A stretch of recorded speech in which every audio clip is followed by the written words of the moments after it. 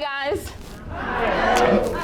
See, I wanted to say something like kind of fancy and nice, like good evening, ladies.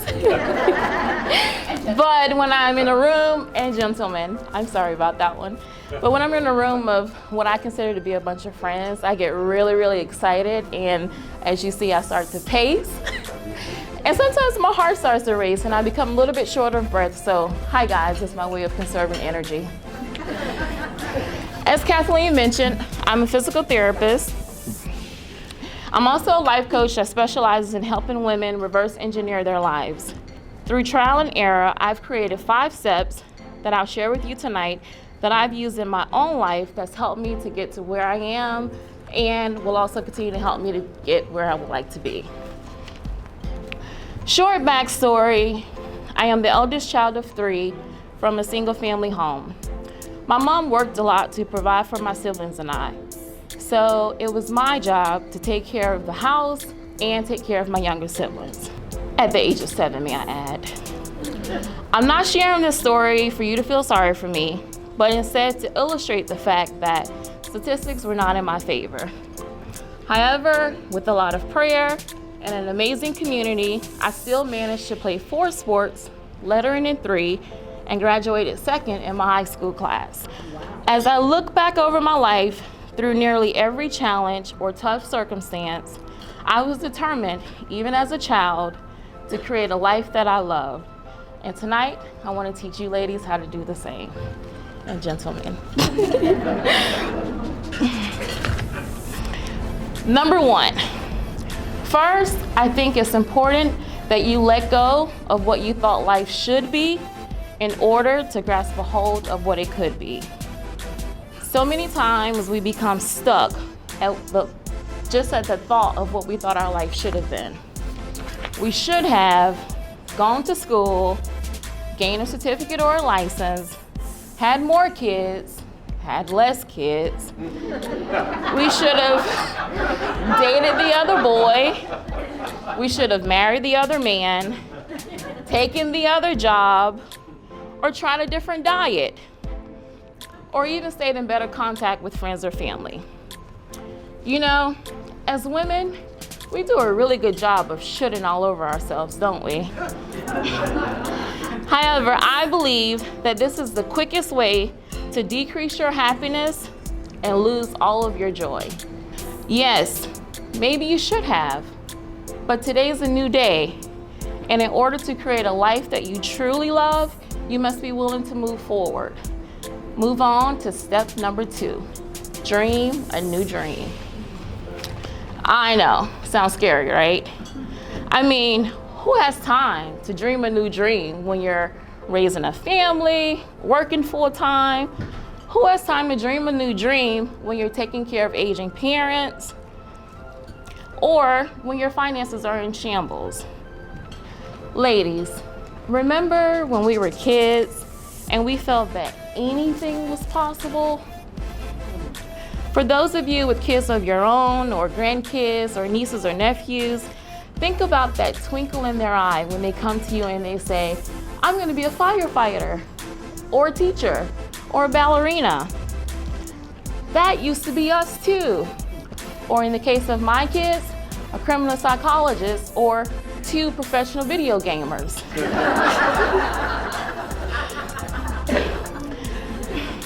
That used to be us until someone, something, or life itself came along and totally made us begin to doubt everything and question ourselves. Ladies, I challenge you. Find yourself some spare time, quiet time. For me, I like to sit in my car. Get out of the house, away from the kids, and sit in my car. But find yourself some quiet time and allow yourself to dream a new dream. Or if you're completely happy with where your life is now, consider elevating it. Take a second, even now. Think to yourself, what is it that you've been wanting to do? Is it writing that book, starting a business, eating more healthy, trying new recipes, asking for a raise, strengthen your marriage, get in the best shape of your life, or either finally potty training your 4-year-old. Whatever it is, allow yourself to believe that it is possible, because it really is. Now, step number 3, inspiration. Find yourself some inspiration. You know, social media kind of gets a bad rep now. Everyone blames it for being the source that steals all joy. It keeps you stuck in the comparison trap. Apparently, back to social media, apparently everyone sees each other's highlight reels and they begin to say, oh, she must be lucky. But for me, I use social media as a method to connect and also as a method to find inspiration. Because when I see a woman that has something that lights something up inside of me, I feel, hey, I can do that too. So use it as a source of knowledge and inspiration. During my journey of paying off debt, I consumed hours of YouTube videos and podcasts. Listening to others become debt-free made me realize that I can do it too. Ladies, I encourage you to find and follow other people, particularly women, that light a fire inside of you. Find someone that inspires you and motivates you. And turn that story around. So instead of feeling that, oh, lucky her, feel that you can do this too. Step 4. Now that we've stopped shitting ourselves and we've taken the time to daydream and brainstorm new ideas, and we've also found sources of inspiration, it's now time to reverse engineer. Now that you've been able to identify your end goal, and here is the point to where you identify what are the necessary steps to get there. Back to me graduating number 2 in my class. So I was actually tied with another young man. He's a friend of mine. We're still friends. But I calculated exactly what GPA and how many points I would need to get ahead of him. So I took a class that was weighted a little bit higher, and I took driver's ed that summer. And I came out on top. Also, when I was trying to get out of debt, I calculated how much I would have to pay each month in order to reach that end goal.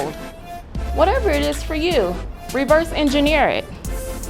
And step number 5, the last and final step. And I'll be honest, this is actually a step that I recently incorporated because I used to do pretty well without this one. I don't know if it's old age or what, but now I've had to go back and add accountability. Let's face it, you can have all the dreams and goals in the world, but without accountability, will you really reach them? I don't know. And that may vary for different people. For instance, when I was paying off debt, just to be able to highlight a line whenever I paid a few extra dollars or to cross something off the list, that was enough. However, when it came time to getting back in the gym, see, what had happened was I had this cousin, and she and I both, we're both moms, we both work full time, we both have significant others. So she understood, but we had the same goal. So if I ever told her, hey, I didn't make it to the gym, because she got it, she fully understood. But ladies, that's not what you need. Find someone that's gonna be true to you, okay? And also, not your spouse, not your significant other. Prime example, this is how that went. I said, I'll show you. I'll give you an example of how that goes south really quick. I said to my husband, babe, I'm gonna work out every day this week. Okay. I said, if I don't work out, remind me because I'm an early rise. Okay. Monday, hit the gym. Tuesday, hit the gym. Each day, hit the gym all the way up until Friday. I'm tired, didn't work out. So he says to me, hey, did you work out this morning? What do you mean did I work out? Are you calling me lazy? You calling me fat? Right?